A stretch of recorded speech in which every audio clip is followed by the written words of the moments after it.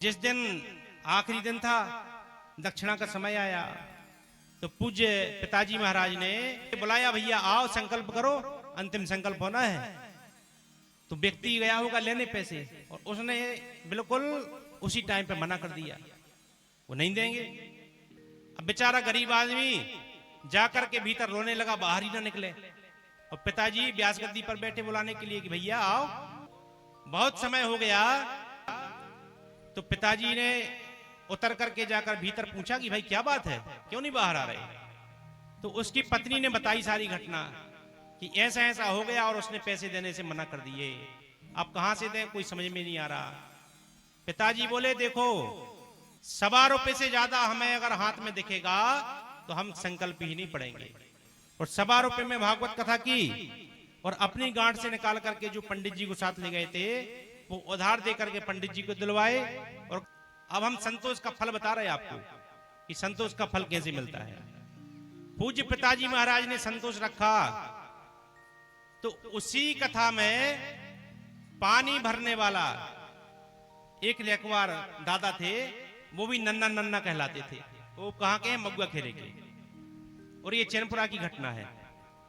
तो उनने ये सब देखा, वो भी गरीब थे, बहुत गरीब हैं। तो उनने भी मन में सोचा कि हम भी भागवत सुनेंगे। तो उन्होंने भागवत की तिथि निकलवाई, और उसके बाद कथा पिताजी की मगुआ खेरे में हुई।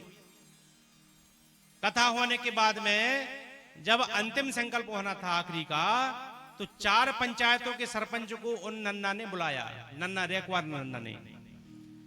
और उनकी कुल संपत्ति 1.5 एकड़ भूमि है, आज भी है 1.5 एकड़ भूमि। उनके 2 बच्चे और 4-6 नाती पोते सब हैं, जमा दुनियादारी के परिवार। तो उन्होंने सब पंचायतों के सरपंचों को बुला करके, बहुत सारे लोगों के सामने ला करके, और अपनी पूरी भूमि का दान पत्र पिताजी के नाम पर लिख दिया सबके सामने। पिताजी बोले भैया हमें नहीं चाहिए, तुम्हारे नाती पोता है, तुम तो जो उचित संकल्प हो वो करो। बोले नहीं, हम सबने रात में बैठ करके सलाह की कि गुरुजी के लिए जो कुछ हमारे पास है हम सर्वस्व गुरुजी के लिए अर्पित करते हैं, सब दान करते हैं। जबरदस्ती दे दिया।